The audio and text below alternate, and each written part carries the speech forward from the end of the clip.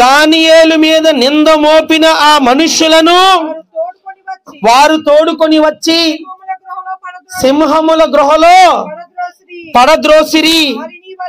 వారిని, వారి కుమారులను, వారి భార్యలను పడదోసిరి. వారా గుహ అడుగునకు రాక మునిపే సింహముల పాలైరి. సింహములు వారి ఎముకలను సైతము పగుల గొరికి పొడిచెను. చూసారా, ఇప్పుడు నశించిపోయింది ఎవరు? వాడికి ఏముందంట? అరే దానియేలు పెద్ద ఎదిగిపోతున్నాడు. ఏమాశ అది? ఏమాశ? లోకములో ఉన్నటువంటి ఆశ. ఏంటిది అది? శరీరాశ, నేత్రాశ, జీవపు డంబం. ఆ తల్లిదండ్రులు అట్టాగే పెంచారు.